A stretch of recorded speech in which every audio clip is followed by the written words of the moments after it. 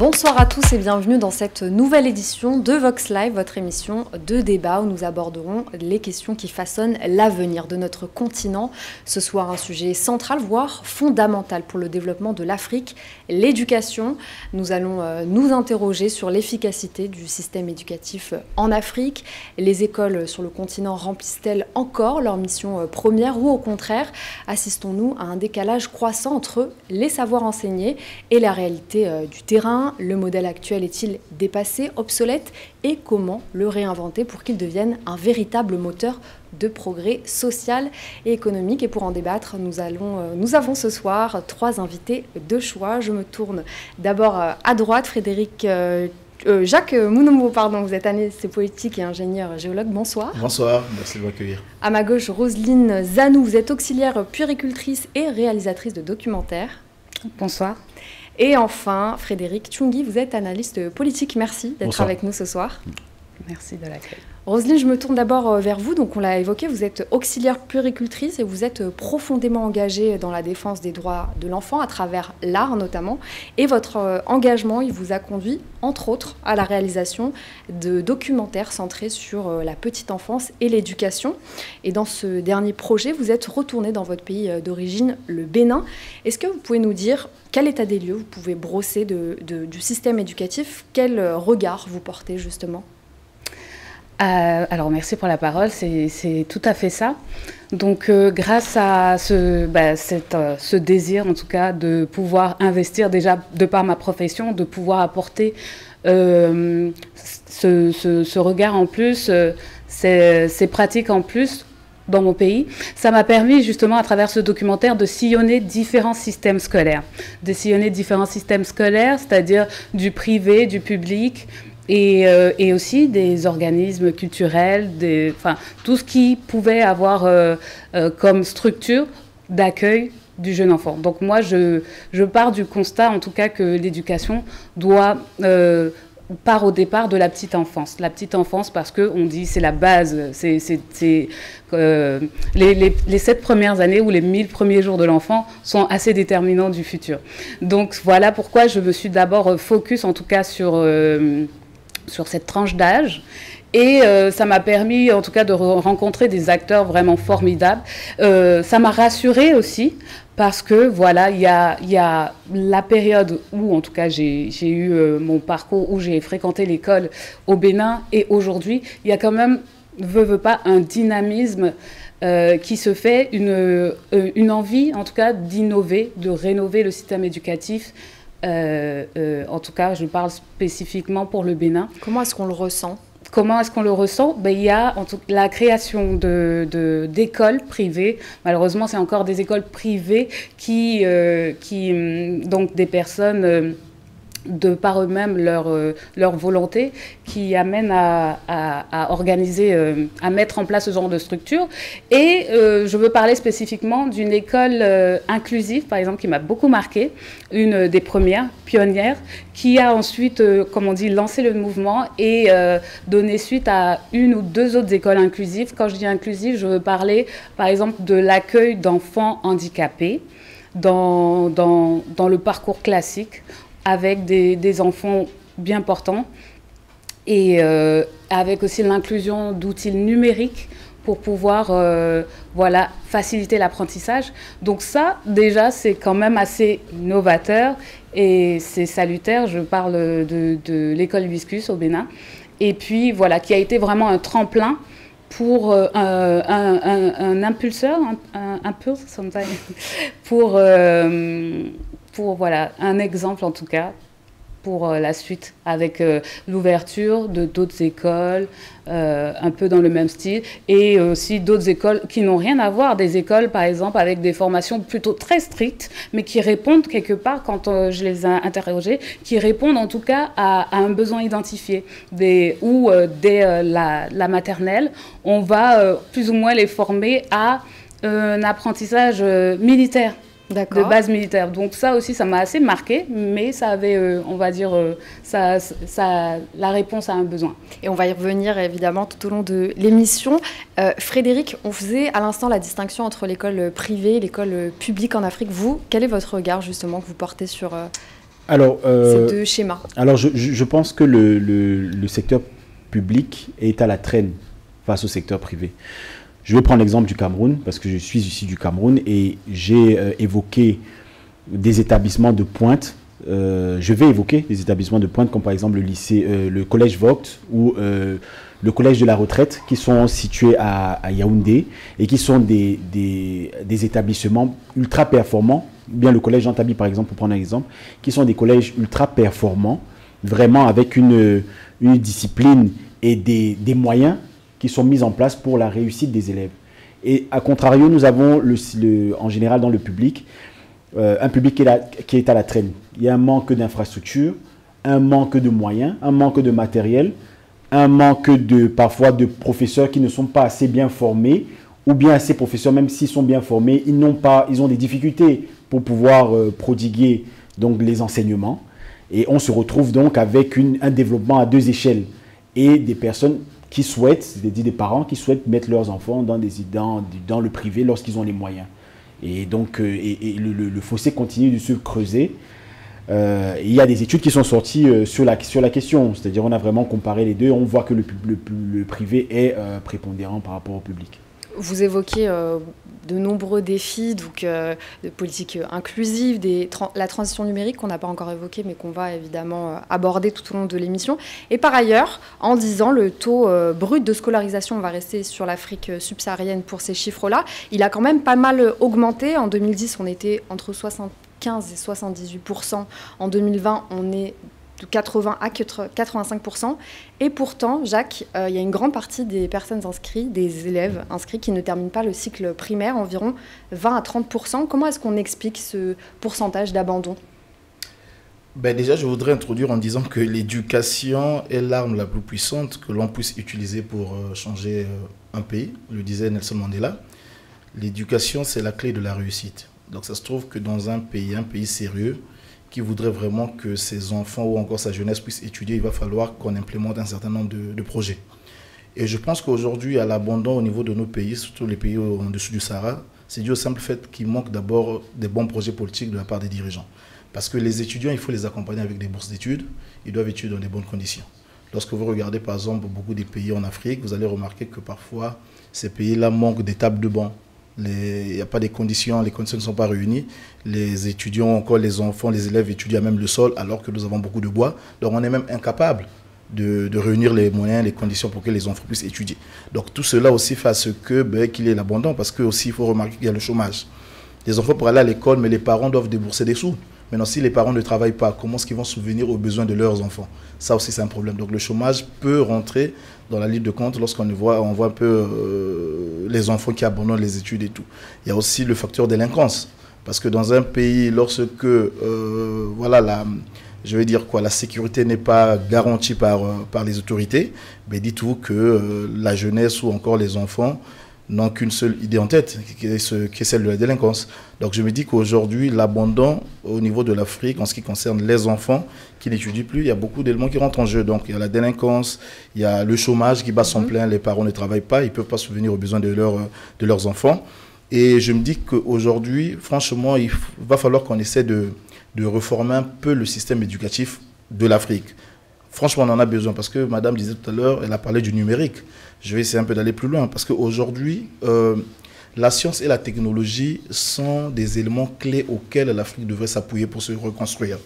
Donc aujourd'hui, on voit très bien que nous avons des systèmes éducatifs, mais qui ne sont pas en adéquation avec le marché de l'emploi.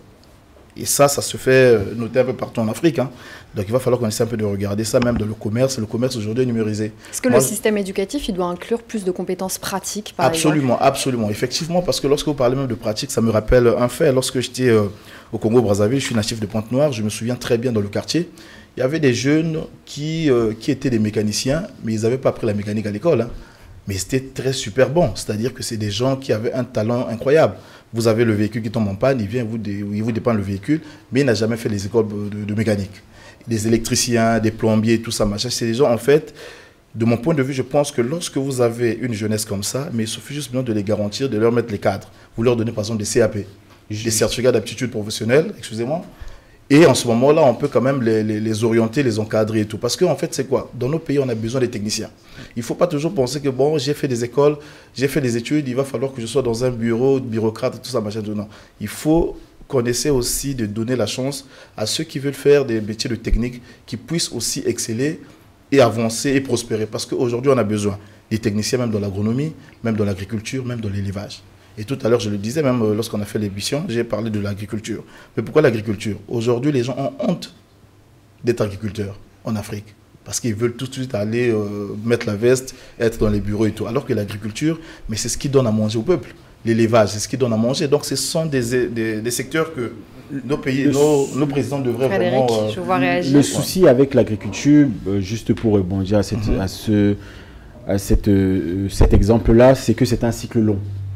Et parfois, nous avons des problèmes qui sont dans le cycle court. C'est-à-dire qu'aujourd'hui, on a besoin de trouver des solutions. Par exemple, il faut payer son loyer en Afrique ou bien partout dans le monde, peu importe.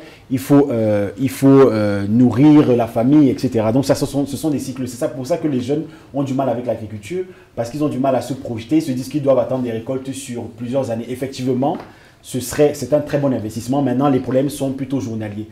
Juste pour terminer et aussi un peu étendre ce qu'il a dit, nous avons 3 problèmes en Afrique qui sont simples, et en Afrique subsaharienne en général, c'est le privé public et les débouchés. C'est-à-dire quoi? C'est-à-dire que les gens, même quand ils font le privé, c'est-à-dire qu'ils tombent dans des écoles, des structures qui sont vraiment techniques et qui vraiment investissent dans l'éducation, ils se retrouvent, comme vous l'avez évoqué, confrontés à des problèmes de chômage. Et je travaille aujourd'hui avec... On est à 6-7% taux de chômage en Afrique subsaharienne en 2023, selon les approximations. Ça, c'est parce qu'il y a le secteur informel qui doit sans doute prendre le pas. Bien sûr, il ne faut pas l'oublier, c'est une grande partie. Ce que je voulais dire, c'est quoi? C'est que j'ai travaillé avec une école au Congo, juste pour faire une petite parenthèse, après je vous laisserai parler. Merci. Et on se rend compte quoi? Que les élèves sont formés, ils vont même jusqu'au niveau master, mais qu'ensuite ils ont du mal à trouver des stages. Pourquoi? Parce que ça revient à ce que vous avez dit, c'est qu'on se retrouve, il n'y a pas assez de postes pour le marché de l'emploi n'est pas prêt à accueillir ces étudiants. Je vais paraphraser ce que vous avez dit, c'est qu'il faut développer d'autres débouchés pour permettre à ces jeunes-là de pouvoir travailler, et donc ça passe évidemment par le secteur technique. Avant de concéder la parole à madame, en fait, je voudrais dire tout simplement, effectivement, c'est-à-dire qu'il faudrait qu'on reforme le système éducatif qui soit en adéquation avec le marché de l'emploi. Ce qui fait que quoi? Si vous formez 100 jeunes, attendez-vous vraiment à leur donner au moins 100 postes de stage pour qu'ils puissent exercer ce qu'ils ont appris. Tant qu'on ne va pas le faire, ça sera difficile et on aura toujours problème de chômage et on va se dire que bon, on forme les gens, mais les gens sont à la traîne. Alors pour ma part, j'ai plutôt un point de vue optimiste parce qu'il y a notamment la déclaration de Tashkent qui a été adoptée par l'UNESCO en novembre dernier, qui justement stipule de donner accès à une gratuité à tous les enfants, en tout cas dès le bas âge, à la scolarité. Donc il y a déjà ce point-là qui va forcer les pays signataires, du coup, à en tout cas accentuer dans ce pas-là. Donc pour ce qui est des problèmes, en tout cas financiers des familles. Aussi, effectivement, pour ce qui concerne les cours primaires et tout ça, effectivement, à ce moment-là, il faudrait vraiment une refonte, en tout cas, de l'éducation, surtout les amener à sortir. Parce que pourquoi cette perception aussi aujourd'hui de l'agriculture ou d'une prévalence pour le cadre? Mais c'est parce que déjà, on n'a pas... C'était souvent sur le banc de l'école, il n'y a pas eu beaucoup de sorties. Donc moi, je suis pour plutôt de l'apprentissage de l'école de la vie, faire sortir, amener à découvrir, en fait, toucher, palper. Et donc, à ce moment-là, ça permet déjà d'avoir un spectre plus large en ce qui concerne la projection de ce qu'on veut faire plus tard. Et en tout cas pour ça, et ensuite pour tout ce qui est des formations professionnelles, de développement justement d'écoles plutôt de formation professionnelle qui vont permettre justement comme un peu l'exemple ici, d'anticiper ou plutôt déjà de pouvoir inclure des stagiaires dans des entreprises et donc clairement montrer qu'il y a cette place de disponible pour ensuite faciliter la transition de l'écolier aux salariés. Je pense que le problème n'est pas la gratuité de la maternelle, par exemple, ou bien de l'école primaire. Ce n'est pas le problème que nous avons en Afrique. Parce que je sais qu'au Cameroun, si mes informations sont bonnes, je crois que la maternelle et le primaire dans le public sont gratuites. Ce n'est pas un problème de gratuité, c'est un problème de moyens. C'est-à-dire de moyens d'accompagnement de ces jeunes-là à réellement devenir performants. Parce que le problème, c'est quoi? C'est qu'il y a une cassure. Il y a une cassure entre les enfants qui font le privé quand ils sont petits et ceux qui font le public, malgré la gratuité de l'école, parce que les moyens ne sont pas là. C'est-à-dire que, par exemple, je prends un exemple vraiment concret. Un élève qui va sortir du privé va être capable de manier, au niveau CM2, manier les PC. Et un élève dans le public ne pourra pas le faire. Pourquoi? Parce qu'il n'a même jamais vu de PC. Donc, en fait, c'est vraiment un problème de moyens. Il faudrait que les États investissent massivement dans l'éducation, non pas dans la gratuité de cette éducation, mais surtout dans les moyens qu'on donne aux élèves pour qu'ils deviennent plus tard des professionnels qui sont vraiment, qui sont professionnellement prêts à pouvoir se lancer dans le monde du travail. Et comment est-ce qu'on résout justement cette crise un peu des infrastructures qui est récurrente dans plusieurs pays d'Afrique? Oui, mais un peu comme ce que je disais tout à l'heure, là, c'est-à-dire qu'il faut qu'on essaie de mettre des bonnes politiques en place pour pouvoir subvenir à ce genre de crise-là. Comment est-ce qu'on peut les résoudre? Mais aujourd'hui, tel que par exemple, vous étiez en train de parler de la gratuité n'est pas un problème. Non, je pense que la dame, ce qu'elle dit n'est pas du tout négligeable. C'est-à-dire que la gratuité fait partie des moyens dont vous parlez. Parce qu'il faut qu'on aille faire des réformes, mais dans les réformes, on peut trouver aussi la gratuité, ça peut aussi aider les parents pauvres qui ne travaillent pas, qui sont dans le chômage. Donc ça, inciter. Exactement, ça c'est un élément qui est vraiment très important. Et puis deux, effectivement, la réforme totale est très importante. Aujourd'hui, on a parlé du numérique. Nous sommes en plein monde du digital. Donc nous sommes dans un monde de compétition. Et un enfant africain, pour pouvoir compétir par exemple avec un Chinois, qui déjà au bas âge, il essaie un peu de manipuler, il sait comment travailler avec le PC ou encore avec l'ordinateur et tout le reste. Mais il faudrait que nous aussi, nous ayons ce genre d'infrastructure. Donc je pense que tout est entre les mains des autorités politiques. Parce que c'est l'autorité politique qui a le bâton. C'est lui qui vient régler les problèmes. Donc je me dis qu'aujourd'hui, pour qu'on essaie de sortir un peu de ce bourbier-là, auquel l'Afrique subsaharienne est tombée en ce qui concerne l'éducation, il va falloir que nos dirigeants puissent prendre des bonnes décisions. Et à côté de ça, je voudrais encore ajouter quelque chose, c'est qu'il est aussi important qu'on essaie de rappeler quand même aux dirigeants africains que l'histoire de l'Afrique devrait être enseignée de l'école primaire jusqu'à même à l'université, et par les Africains eux-mêmes. Parce que nous sommes les seuls peuples au monde qui apprennent l'histoire des autres, mais on n'apprend pas notre histoire à nous-mêmes. Donc il est important quand même que lorsqu'on va reformer l'histoire coloniale. Exactement, lorsqu'on va reformer le système éducatif de l'Afrique, il est impératif qu'on enseigne à nos enfants ce que c'est l'histoire de l'Afrique. Parce que l'Afrique, ça n'a jamais été toujours l'Afrique que nous voyons là. L'Afrique, c'était des grands royaumes, c'était des empires. C'était le royaume Congo avec Kachemwa par exemple. Vous partez par exemple en Angola avec la reine Zinga qui a fait face aux Portugais. On n'en parle pas. Mais une jeune fille qui arrive, elle ne veut pas savoir. Donc il est important dans les réformes là dont nous sommes en train d'envisager, il va falloir qu'on insère un peu ces éléments. Je vous rejoins. Juste une question. Quel est le but de l'école? En fait, c'est ça la vraie question qu'on doit se poser aujourd'hui. Est-ce que c'est la garderie? Parce que quand vous parlez de gratuité, c'est-à-dire j'envoie mes enfants à l'école, vous avez parlé de la gratuité. C'est pour ça que je dis que la gratuité, ce n'est pas important. J'envoie mes enfants. Ça a son impact, comme il ça a son impact, mais le plus important, c'est de former des professionnels plus tard. Ce n'est pas d'envoyer les enfants à l'école. C'est d'envoyer, de pouvoir, voilà. Il faut pas négliger, comme on dit, les petits commencements. C'est un début, ça répond à un besoin financier. Absolument. Et ensuite, effectivement, je suis tout à fait d'accord, là où je vous rejoins, l'éducation aussi, il faudrait la revoir. Parce que, effectivement, quand il y a cette copie avec le système occidental, et que ça ne répond pas forcément au contexte culturel et économique. Donc c'est normal après que les débouchés, il y a beaucoup le taux de chômage soit élevé. En plus de cela... Oui, vous voulez répondre sur Non, allez-y, je vous en prie. Non, enfin, en gros, c'était surtout pour rejoindre, je suis tout à fait d'accord déjà de ce point de vue.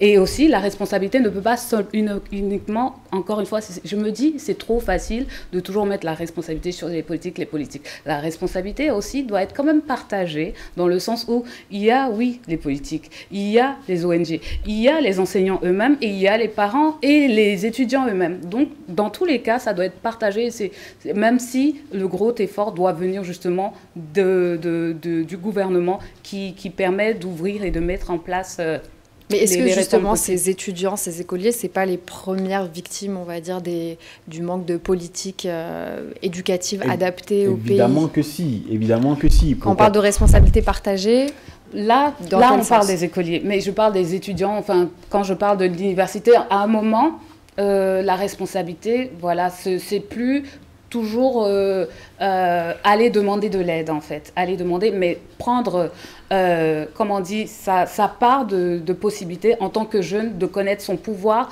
de connaître la possibilité qu'il y a cette force de regrouper, de pouvoir créer une dynamique, un mouvement de changement. Donc, prendre en considération aussi déjà du pouvoir qu'il a. Et pour repartir, en fait, sur les écoliers, à ce moment-là, oui, c'est pour ça que je fais une responsabilité partagée. Donc, on ne peut pas... des parents aussi, dans le sens où cette ouverture, ne pas déléguer l'éducation de l'enfant à l'école, aux enseignants, mais aussi de pouvoir, voilà, lui permettre de découvrir déjà au sein de la famille, de pouvoir acquérir pas mal de connaissances qui lui permettent, qui permettent, comme on dit, de faire face aux enjeux d'aujourd'hui. Pour aller plus loin, les problèmes environnementaux, les enjeux environnementaux aujourd'hui d'énergie durable et tout ça. Donc, en fait, c'est dans ça commence, comme on dit, dans les pratiques à la maison. Par exemple, le tri, le déchet, tout ça, c'est de l'éducation, en fait. Frédéric? Certes, mais moi, en tout cas, personnellement, je pense que le politique est responsable du niveau scolaire, de l'éducation nationale, de ces populations. D'abord, avant même de vous regarder loin. Pourquoi? Parce que c'est une question de chaîne. Quand je dis de chaîne, c'est quoi? C'est que c'est un ensemble de composantes qui fait qu'à la fin de son cursus, l'enfant est employable.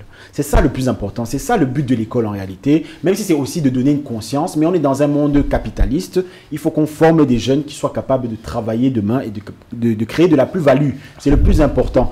Et effectivement, il faudrait que l'État se pose des questions et se dise qu'on a des secteurs qui sont délaissés, des secteurs techniques comme évoqué, qui sont délaissés par les familles aussi. Parce que vous avez parlé des familles aujourd'hui. Concrètement, dans une famille, effectivement, lorsque tu as quelqu'un qui sort et qui fait une école d'administration et qui devient administrateur civil, il sera beaucoup plus paisibilité dans sa famille que quelqu'un qui a un garage. Mais seulement si le garage là ne fonctionne pas. Mais si le garage là marche et que ça commence à produire entre guillemets de l'argent, là maintenant on va commencer à se dire, ah, c'est peut-être intéressant. Donc en fait, il faudrait aussi qu'on crée des rôles modèles dans nos sociétés africaines de manière générale. Des personnes qui ont réussi dans des secteurs qui ne sont pas forcément porteurs, et l'État s'appuie dessus parce qu'il y en a.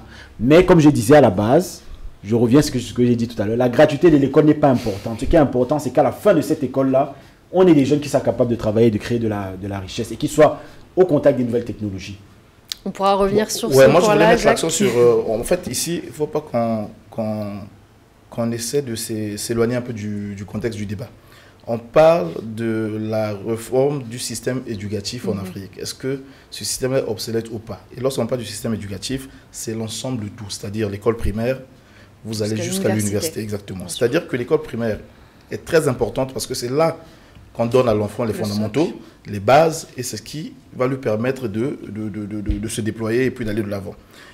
Et au niveau de l'université, mais l'université, c'est quoi? C'est tout un monde, c'est un univers. C'est là qu'on se projette. Aujourd'hui, nous avons par exemple les Cheikh Anta Diop, qu'on prend pour modèle. Mais ce sont des grands universitaires. Les Laurent Gbagbo sont des grands universitaires. Mais parce que c'est des gens qui sont venus étudier ici en Europe. Cheikh Anta Diop a étudié en France. Laurent Gbagbo aussi a fait une partie de ses études, je crois, en France. Donc c'est pour dire que quoi? Nous devons comprendre qu'en Afrique, il faut que nos dirigeants... Pourquoi est-ce que l'homme politique revient toujours? Ça peut sembler anodin ou banal, mais c'est le politique, comme lui disait. Parce que c'est à lui, comme cette charge-là. C'est à lui de mettre une bonne politique en place, donner les bourses aux étudiants, les équiper, parce que les étudiants doivent avoir des matériels. Vous ne pouvez pas aller au laboratoire et puis vous n'avez rien. Par exemple, vous êtes au Cameroun, au Congo-Brazzaville, vous avez par exemple une maîtrise en chimie. Vous avez fait la théorie.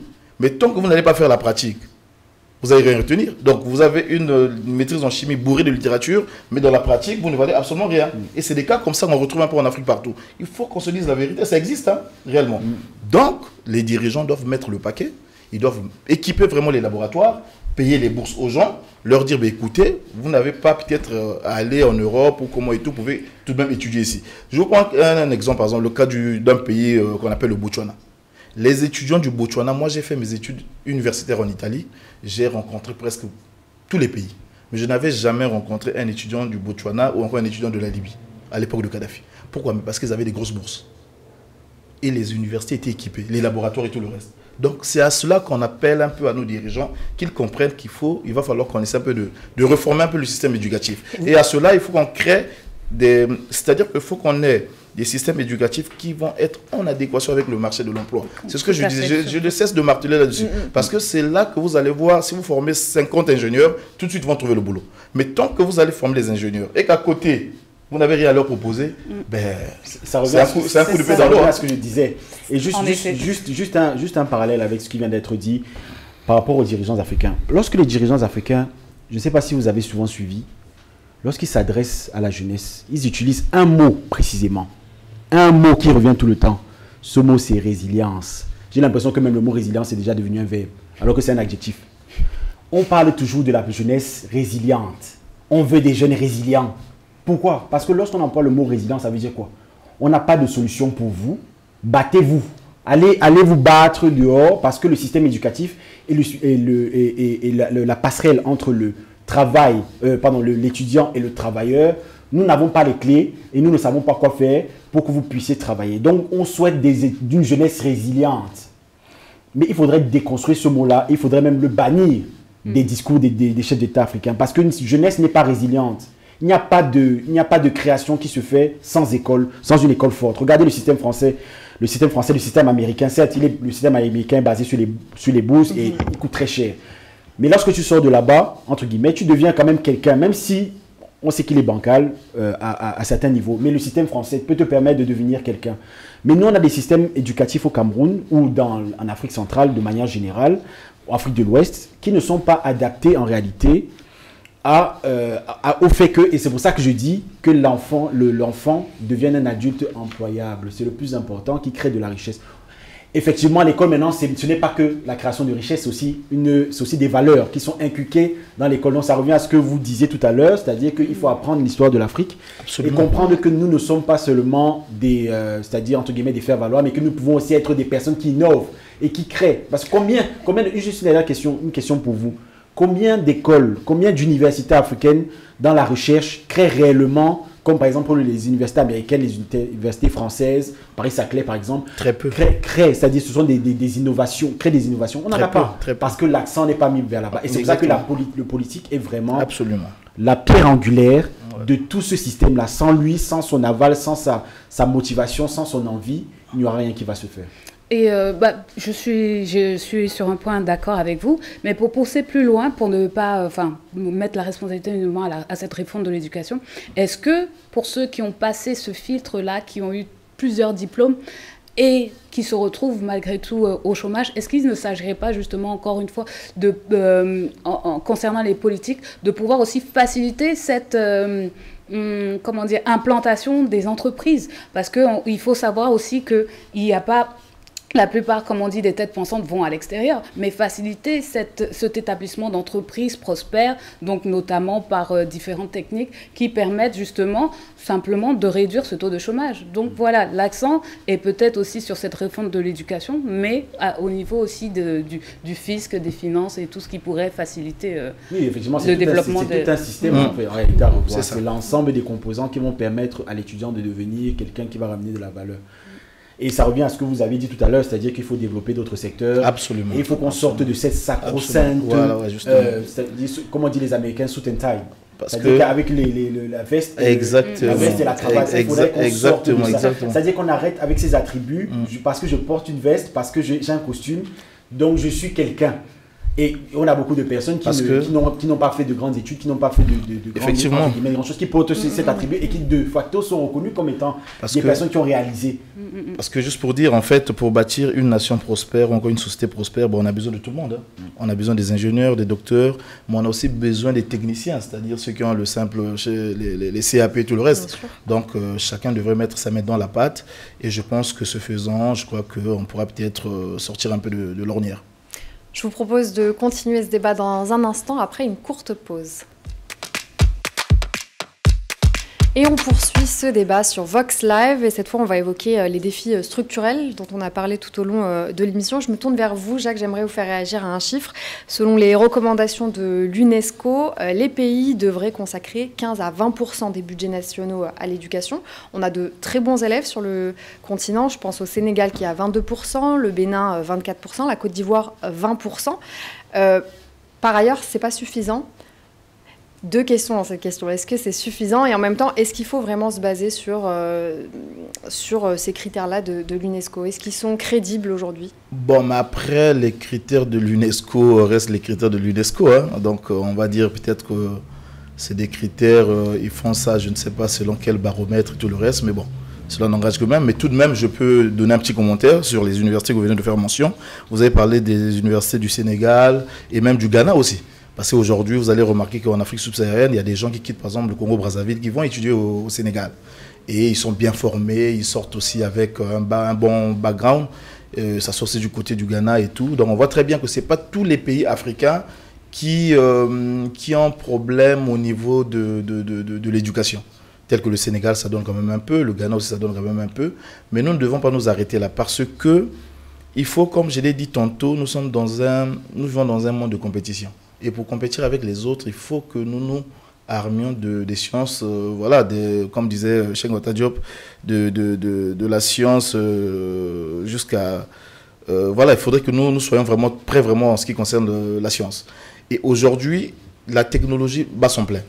Et si on loupe, en tout cas, vraiment cette vague de technologie, dites-vous que les Africains risqueront vraiment d'être dans une situation très complexe. Parce que vous allez voir, la majorité des métiers sont numérisés. Que ce soit même le commerce, un peu partout, l'ingénierie et tout le reste. Je peux rester aujourd'hui ici sur le plateau, je prends mon téléphone, je passe une commande du KFC, ça va m'arriver ici. Pourquoi? Parce que le monde a avancé. Et c'est ce genre de métier, aujourd'hui ça existe déjà en Occident, mais ça devrait aussi exister en Afrique. Donc je me dis que on ne devrait pas toujours se baser sur les chiffres, mais on devrait se baser sur les réalités, sur le terrain. Est-ce que...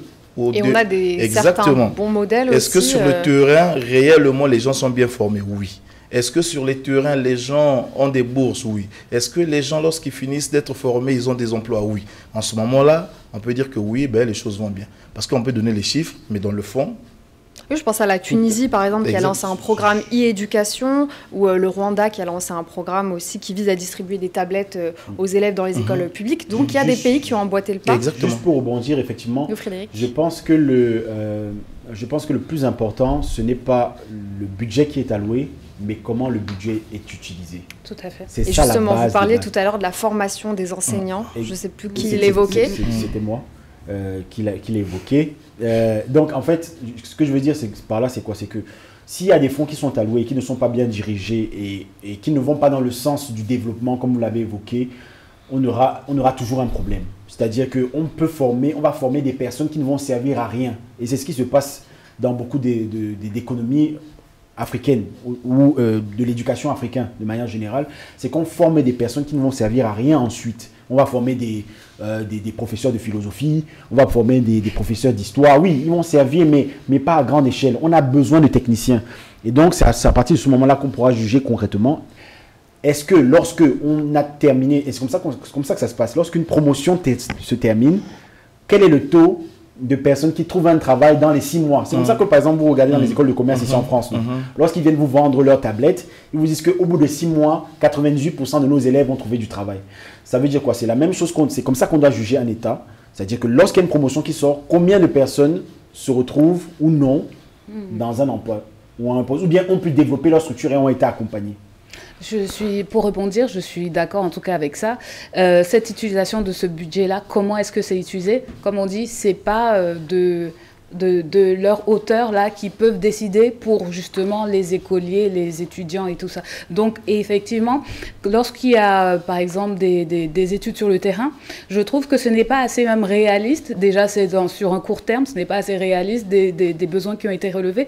Donc c'est vraiment pour moi déjà, avant de pouvoir vraiment décider quoi en faire, c'est recueillir les besoins des propres concernés, donc les étudiants, les élèves, vraiment pouvoir leur donner cette voix qui leur manque, et aussi les professionnels, les soutenir au niveau du salaire, au niveau des conditions de travail. Tout ça, ça motive pour donner aussi un enseignement de qualité, de pouvoir s'investir, comme on dit, dans ça. Et donc, voilà, c'est, comme on dit, un octroi de budget, certes, mais dans quelles conditions, dans quelles... Non, justement, c'est-à-dire qu'elle venait de toucher un point très important lorsqu'elle parle des salaires. C'est un problème que souvent on a souvent négligé en Afrique. C'est que l'enseignant, de mon point de vue, c'est quelqu'un qui devrait avoir un salaire très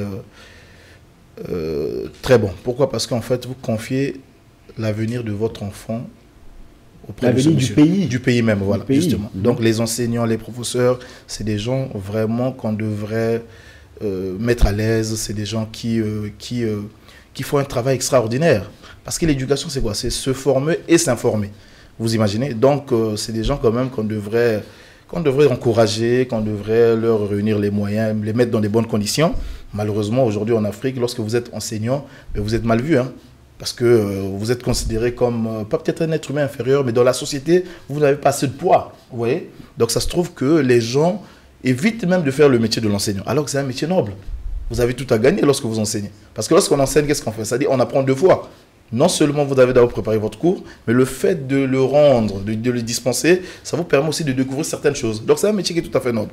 Donc ça aussi, il faut qu'on inculque ça, qu'on intègre ça, qu'on comprenne que, écoutez, il faut qu'on essaie de faire les choses différemment. Il a parlé tout à l'heure des techniciens. Il faut qu'on enlève dans nos têtes que ne peut réussir dans la vie que celui qui sera dans le bureau. Non. Même le technicien peut réussir. Celui qui fait par exemple la valoriser les filières, exactement, les filières, voilà, exactement, l'agronomie, l'agriculture, l'élevage et tout, machin, tout. Mais s'il faut qu'on aille vers la sécurité alimentaire, mais on a besoin aussi des agriculteurs. On ne doit pas continuer à manger des poulets qui quittent je ne sais où, qu'on ne maîtrise même pas, et après on va peut-être pas être en bonne santé. Donc il faudrait qu'on ait nos propres agriculteurs, qu'on ait nos éleveurs, qu'on ait vraiment nos propres personnes qui sont capables de travailler la terre. Et puis voilà, parce que la terre finalement c'est ce qui nourrit.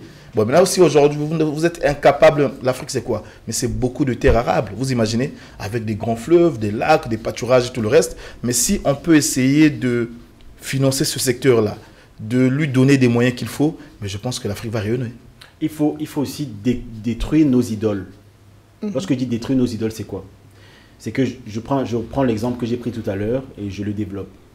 Lorsqu'une personne entre dans la fonction publique et qu'elle a entre guillemets, un portefeuille important, on voit sa vie changer. C'est factuel. C'est-à-dire qu'on le voyait d'abord dans des petites voitures, maintenant on voit qu'il y a des grosses voitures, on le voit construire une grande maison. Et donc les jeunes se disent que c'est la voie royale. Parce qu'il y a le détournement de fonds derrière. Il faut dire ce qu'il y a. Ce sont des problèmes qui font en sorte que les gens s'orientent mal. Parce qu'ils se disent, je veux devenir administrateur civil. Et à partir de là, j'aurai accès à un budget. Et ce budget, je vais l'utiliser pour moi-même. Et c'est les problématiques qu'on a au Cameroun et dans d'autres pays. On se rend compte que nos dirigeants s'enrichissent. Et on veut avoir donc cette vie-là. C'est pour ça que je dis qu'il faut détruire nos idoles.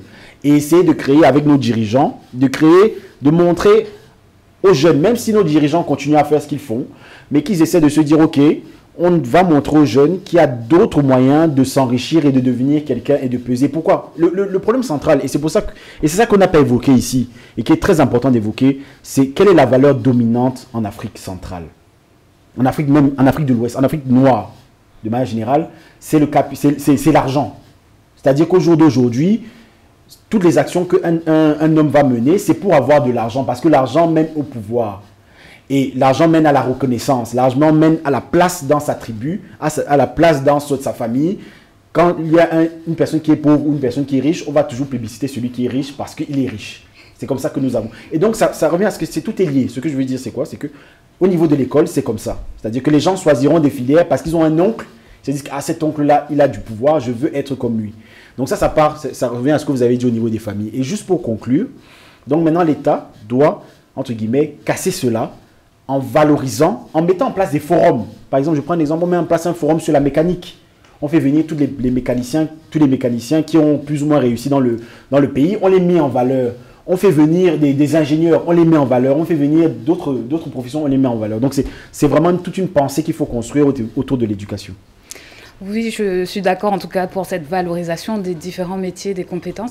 Et je prenais justement, à peine hier, je discutais avec un ami qui me parlait de son enfance avec une mère qui vendait dans la rue et un père garagiste. Et il se rappelait simplement comment il enviait ses enfants tout bien habillés qui allaient dans ces écoles privées.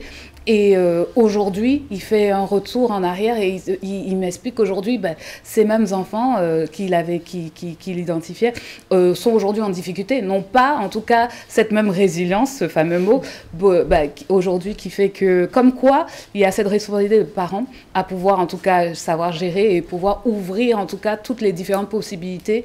Et selon, encore une fois, selon la particularité de l'enfant. Il ne s'agit pas que tout le monde soit bien cravaté et tout, mais si cet enfant, identifier les compétences de l'enfant, si cet enfant a une prédominance pour le manuel, le technique, l'informatique, donc pouvoir l'encourager, l'accompagner tout à fait à développer cela. Roselyne, vous évoquiez tout à l'heure une inclusion dans les écoles que vous avez fréquentées en retournant au Bénin, notamment des personnes porteurs de handicap. Je me posais la question si vous avez fait le même constat, cette inclusion en matière de genre. On sait que géographiquement, dans certains milieux peut-être plus ruraux, il y a un accès à l'éducation qui est un peu plus compliqué. Au niveau des petites filles également, est-ce que aujourd'hui les classes sont plus diverses, sont plus inclusives ? En tout cas, mon constat, mon observation était qu'il y avait même plus de filles. Aujourd'hui, en tout cas, les écoles que j'ai pu rencontrer, il y avait même plus de filles dans ces écoles-là. Elles étaient aussi, en tout cas, avec une prise de conscience et un intérêt marquant pour l'école, comparé aux hommes. Parce que aussi, il faut voir qu'il y a tout ce développement de programmes pour soutenir les femmes, les filles. À un moment même, j'étais à dire, pas juste les filles, les enfants, quoi. Il faut équilibrer parce qu'on entend beaucoup ce genre de programme qui se développe. Et puis, et donc voilà, pour faire comprendre que ça commence, c'est visible, c'est visible à ce niveau-là. Ouais, juste pour rajouter une petite couche sur ce qu'elle vient de dire, en fait, effectivement aussi, lorsqu'on essaie un peu de regarder les coins ruraux, il va falloir qu'on essaie aussi de construire des écoles, mettre des bibliothèques, c'est important pour que les enfants puissent lire et tout, les équiper. Parce qu'il ne faut pas seulement dire que, écoutez, voilà, moi je suis par exemple au village et que pour étudier, il faut que j'aille dans la ville capitale. Ça, c'est pas bon. Il faut qu'on essaie qu'on essaie un peu de les décentraliser. enfants rejoignent les familles, c'est voilà, un coût également. Donc qu'on construise des bonnes écoles avec des grandes bibliothèques, avec beaucoup d'ouvrages et tout. Mais je martèle sur un seul point, ça peut sembler être banal, c'est qu'il va falloir qu'on commence à enseigner l'histoire de l'Afrique aux Africains. C'est très important.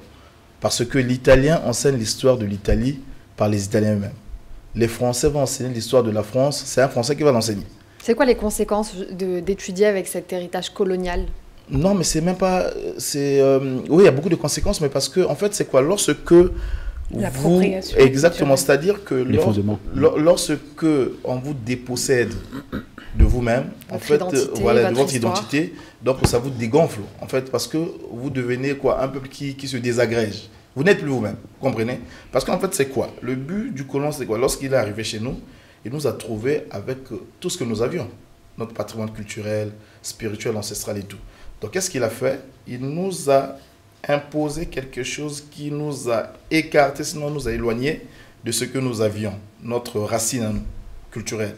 Et donc, ça se trouve que quoi ? Mais on s'identifie maintenant, non plus comme un Congolais ou comme un Camerounais ou comme une Béninoise, mais on s'identifie comme les autres. Parce que finalement, on veut parler français comme eux, on veut parler anglais comme eux, alors que nous avons nos valeurs profondes. D'ailleurs, ce qui nous rendait même forts. Aujourd'hui, je fais partie de ceux qui pensent qu'il faut s'ouvrir au monde, parce qu'on n'est pas seul, mais tout en sauvegardant notre soubassement traditionnel, culturel et même spirituel. Et la valorisation justement des différentes langues, même dans les universités ou même au système éducatif, est-ce que c'est important pour se réapproprier son histoire ? C'est très important. Vous savez pourquoi ? Parce qu'en fait, le chinois pense en chinois. L'allemand pense en allemand. Le français, lui, pense dans sa langue. Mais or, nous, lorsque nous voulons lorsque nous cherchons à vouloir penser, on est obligé de penser d'abord par exemple en lingala, pour moi qui suis congolais, et ensuite en français. Donc ça fait qu'il y a une double charge. Mais vous n'allez pas vous rendre compte, vous voyez. Alors que si on peut essayer d'intégrer d'abord nos langues à nous, ça va nous faciliter la tâche. Mais aussi, si on doit mener les projets de développement et tout le reste, ben, ça peut rester discret. Alors que lorsque vous menez des projets dans une langue qui n'est pas la vôtre, dites-moi les Chinois, lorsqu'ils réfléchissent pour bâtir leur Chine, mais ils ont réfléchi en chinois. C'est des projets qui n'ont pas fuité. Mais or là, s'il faut qu'on conspire sur un truc, on sera obligé de parler en français. Et là, ça peut fuiter. Mais je fais partie de ceux qui pensent qu'il faut s'ouvrir. On s'ouvre au monde, il n'y a pas de problème. On embrasse ce qui est bien, mais tout en gardant notre soubassement culturel. Si, la réappropriation culturelle est un élément très important, en tout cas, en termes d'éducation, pour s'ancrer déjà, comme on dit, savoir d'où l'on vient.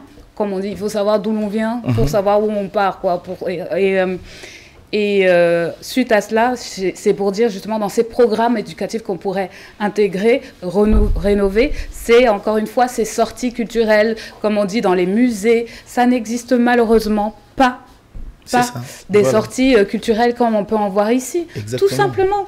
Et ça part de là, plutôt que, comme on dit, c'est des programmes. L'histoire, le programme en histoire, on va d'abord apprendre encore aujourd'hui l'histoire de Deuxième Guerre mondiale, Première Guerre mondiale, alors que nous avons fait histoire à nous. En fait, l'école n'est pas que l'éducation en termes littéral, c'est-à-dire les livres. Étudier les livres, c'est aussi la pratique de son environnement, la connaissance de son environnement, la connaissance de son histoire, absolument, la connaissance de sa société, la connaissance de ce qui s'est passé avant, pourquoi on en est là aujourd'hui et comment on peut faire pour faire mieux, en tirant les conclusions de ce qui a été, des actions qui ont été menées par nos ancêtres et comment nous on peut faire en sorte de développer donc notre espace en ayant la connaissance de toutes ces composantes-là pour maintenant construire l'individu. L'école, c'est le plus important, je pense, dans le développement d'une personne parce que, premièrement, tu passes plus de temps à l'école que parfois dans ta famille. C'est-à-dire que tu es au contact des enseignants, tu es au contact de tes camarades. Et si vous avez une vision commune et vous partagez des choses et qu'ensuite, vous arrivez entre vous à être solidaires, parce que c'est aussi très important de le mentionner. C'est-à-dire que parfois, en général, les écoles, c'est pour ça qu'on parle souvent d'alumni. En général, il faut qu'il y ait un suivi. L'école, ce n'est pas juste je suis là à l'instant T, mais c'est vraiment le suivi, c'est-à-dire on développe une communauté autour de l'école qu'on a fait. Et ensuite, maintenant, on essaie de s'entraider entre nous, de se trouver du travail, etc. C'est pour ça que je parle plutôt d'idéologie d'école. C'est-à-dire que l'école, c'est l'idéologie, l'école, c'est le cœur du développement d'un espace. Vous voulez peut-être conclure? Oui, en fait, moi, pour la conclusion, je voudrais tout simplement dire que, effectivement, le système éducatif en Afrique mérite d'être reformé, ce qui fait que nous devons construire des grandes universités, avec toutes les filières possibles, de la maternelle, de la cuisine jusqu'à l'espace. Pour inciter les étudiants à rester dans le pays et travailler. Non seulement à rester, mais oui, beaucoup plus, à bien étudier d'abord. Avoir le choix, en tout cas. Exact, avoir le choix, effectivement. À bien étudier et à trouver l'emploi dès qu'ils auront fini. Donc, toutes les filières possibles, de la cuisine jusqu'à l'espace, on maîtrise le nucléaire. On a des têtes qui sont faites pour ça. On gère aussi notre technologie à nous, un peu comme les autres. C'est pas impossible. Les Africains ont construit des pyramides. Hein. Bien sûr. Jusqu'à aujourd'hui, il n'y a aucun être humain a pu construire une pyramide. Donc, on voit très bien qu'on a des capacités. Et donc, il faut que vraiment les hommes politiques, les dirigeants, les autorités puissent mettre les moyens, le paquet, dans ce sens-là, afin que la jeunesse puisse vraiment s'épanouir et tout en lui donnant des bourses d'études. C'est important. Et regarder aussi le salaire des enseignants, comme le disait madame. Et je pense que ce faisant, ça va quand même apporter une plus-value dans notre système éducatif. Pour conclure, effectivement, je dirais qu'il y a ce besoin, en tout cas, d'implication au niveau politique pour appuyer davantage les professionnels, comme vous disiez, et aussi pouvoir apporter plus de soutien dès la petite enfance. Pas au niveau terminal, au niveau auprès des étudiants on sait que c'est souvent le nerf de la guerre, vu que c'est par là qu'ils ont le plus de voix politiques ou pas, de soutien politique, mais en tout cas de s'intéresser dès la petite enfance à développer des structures, à pouvoir accompagner les familles, les professionnels, pour, comme on dit, préparer ce socle éducatif et pouvoir, comme je disais, leur donner accès à cet apprentissage de la vie. Ça ne se passe pas juste à l'école, sur un banc d'école, mais ça demande d'aller au contact, d'aller à l'extérieur, aller voir tout ce qui est possible et faisable, et surtout inclure les réalités, les enjeux d'aujourd'hui, auxquels ils devront faire face en sortant justement de ce système scolaire. Alors, moi je conclurai en disant que l'école est le miroir de la société. Si l'école se porte mal, la société tout entière se porte mal. Il n'y aura pas de miracle tant que l'école ne sera pas réformée. Et ce n'est pas qu'une question de système éducatif, c'est toutes les composantes qui font l'école qui doivent être réformées. Comment on voit les professionnels lorsqu'ils sortent de l'école? Quelle est la perception de l'étudiant lui-même lorsqu'il est à l'école? Comment il se sent dans son univers? Est-ce que cet étudiant a la possibilité d'avoir du matériel pour pouvoir réellement exercer ensuite un métier qui va lui permettre de gagner sa vie? Est-ce qu'on peut mettre en place des forums pour parler des métiers qui sont oubliés, des métiers techniques, comme on l'a évoqué ici, des métiers d'avenir, parce que l'Afrique ne se construira pas avec ses administrateurs civils. L'Afrique va se construire avec ses techniciens, avec des ingénieurs, avec des docteurs, avec diverses carrières, métiers et carrières.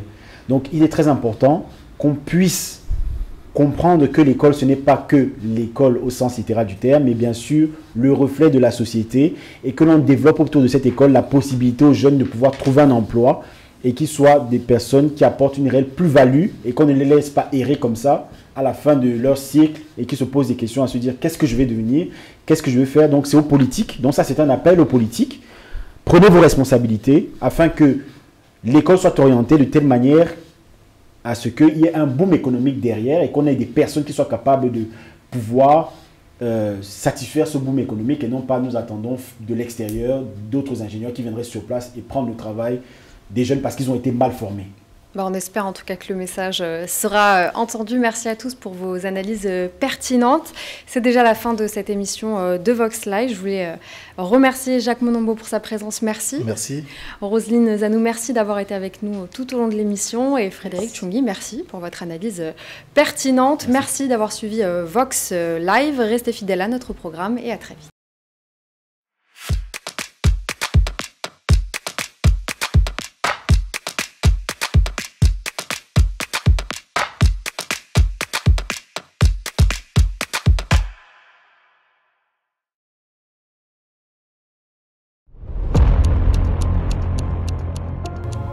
Après 2 saisons réalisées et produites en Côte d'Ivoire, la production Chacha Talks pose ses valises au Cameroun pour la toute première fois. Ça fait 39 ans que les femmes ont une journée internationale. Qu'est-ce que ça a changé? Nous sommes complémentaires dans la société, l'homme et la femme. Mais je rêve d'une société où la jeune fille peut se lever et dire qu'elle veut devenir pilote de ligne, elle veut devenir journaliste. Quel est votre vœu pour la jeune fille entrepreneur camerounaise et africaine? Mon vœu, ce serait vraiment qu'elle puisse s'exprimer sans contrainte aucune, que ce soit professionnelle, familiale. C'est une saison inédite, consacrée aux femmes qui font bouger les lignes de l'entrepreneuriat au Cameroun. On privilégie surtout les matières qui sont adéquates avec le climat. Il fait très chaud à Douala. Parce que l'art, c'est vraiment quelque chose qui nous inspire, c'est quelque chose qui a de l'impact et de l'attrait dans notre manière de voir les choses. Et ici, c'est là où la stratégie et le commercial se mixent. La diversité des secteurs d'activité et le dynamisme de ces femmes sont une des valeurs sûres sur lesquelles est axée cette saison. Retrouvez très bientôt la spéciale saison Chacha Talks Cameroun sur Vox Africa.